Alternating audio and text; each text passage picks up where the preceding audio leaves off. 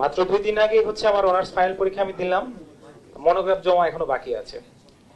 So আমার আসলে আমি পড়াশোনা করছি জগন্নাথ বিশ্ববিদ্যালয়ের লোক প্রশাসন বিভাগে, যেই কমিশনে কাজ করতেছি সেই কমিশন নিয়ে পড়াশোনা করেছি আমি 4 বছর। একটা রিয়েলাইজেশন আমার আসছে, এই যে 1 মাস বা 1.5 মাস আমি ফিল্ড লেভেলে গিয়ে অফিসারদের কথা শুনেছি, তারপরে হচ্ছে জনগণের কথা শুনেছি, আমলাদের কথা শুনেছি।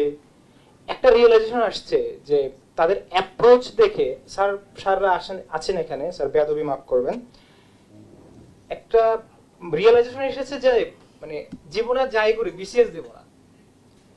একটা কারণ হচ্ছে মানে এই যে আপনারা বলেন না যে বিসিএস এর যারা কর্মকর্তা আছে তাদেরকে হচ্ছে মানুষ স্যার স্যার বলে সম্বোধন করে এবং তারা হচ্ছে সাধারণ মানুষদেরকে অ্যাক্সেস দেয় না। একেবারে আপনারা সচিবালয়ে থাকেন, মানে একটা হার্ডলি ট্রুথ, একজন সচিব, যুগ্ম সচিব বা হচ্ছে একজন উপসচিব বা একজন হচ্ছে ইউএনও বা একজন ডিসি, তার সিনিয়রের সাথে তার যে একটা ইন্টারেকশনটা হয়, ওই ইন্টারেকশনটা আপনাদের দেখার সুযোগ হয়েছে কিনা আমি জানি না। মানে মানে তারা যে পাবলিক সার্ভেন্ট আমরা বলি, মানে পাবলিক সার্ভেন্ট বলি, তারা হচ্ছে পাবলিক সার্ভেন্ট না, তারা হচ্ছে আপনার তার সিনিয়রের সার্ভেন্ট। মানে হাউ দে অ্যাপ্রোচ, আপনি আসলে এতটা হীনমন্যতে তারা ভোগে, তারা মানুষের জন্য আসলে কাজ করবে কি মানে আমি জানি না। এই হীনমন্যতা দেখে আসলে আমার বিসিএস দেওয়ার ইচ্ছা চলে গেছে, বুঝতে পারছেন? তো আজকে আপনাদের আসলে আমি একটা বিষয় খুব আশাহত হয়েছি যে আপনারা অনেক প্রশ্ন করেছেন, অনেক জায়গা থেকে কথা বলেছেন, অনেক ভালো কথা বলেছেন।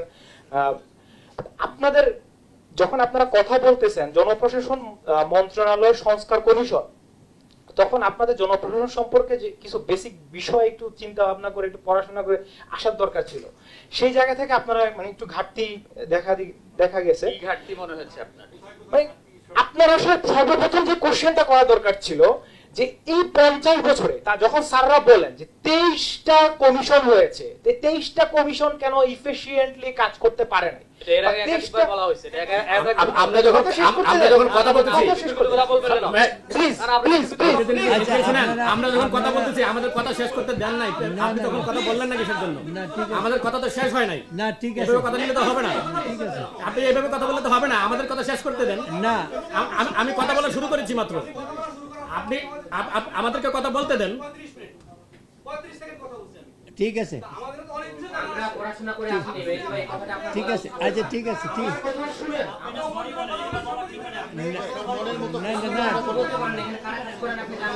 আপনি কথা বলা তো মাত্র শুরু করেছিলাম, আপনার কয়টা কথা বলার সুযোগ দেওয়া হয়েছে? আপনার চেয়ারম্যান যে আমাকে থামিয়ে দিল।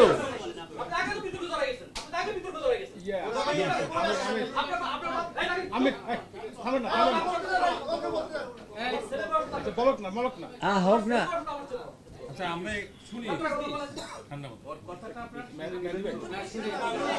না, এইভাবে যদি সময় নিয়ে কথা বলতে হয় তাহলে আমাদেরকে সময় নিয়ে কথা বলতে দিতে হবে।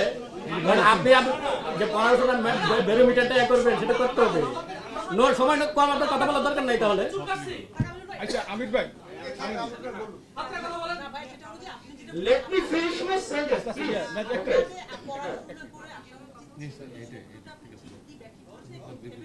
আচ্ছা আমি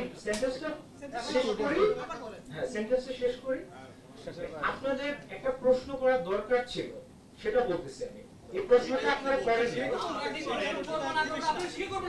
আমির ভাই প্লিজ প্লিজ, বলা হয়েছে এর আগের বক্তব্য আপনি কি সেটা শুনেছেন? আমার সেন্টেন্সটা let me finish my sentence please. আমরা কিন্তু বলছি, আপনি মনে হয় অ্যাভয়েড করে গেছেন। আমরা বলছি ডিসিরা নিজেদেরকে লর্ড মনে করে, এগুলো নিজেদেরকে লর্ড মনে করে, মানে পুরো সিভিল সার্ভিসটা নিজেদেরকে লর্ড মনে করে। আপনি তখন কোথায় ছিলেন? আপনি বলছেন আপনি মাত্র সেদিন অনার্স ভর্তি দিয়েছেন। এখানে আমরা যারা আছি সবাই 25 থেকে 30 বছর আগে অনার্স মাস্টার শেষ করেছি। We are also graduate from public university. So আপনার যে ল্যাকিং সেটা আপনি বলেন বিকজ আপনি হচ্ছেন এখানে কমিশনের সদস্য হিসেবে আছেন। আপনি তো সাংবাদিকরা কি করবে করবে না সে করে নিতে সাংবাদিকদের জানা আছে। আচ্ছা তুমি বলো। So you should say sorry.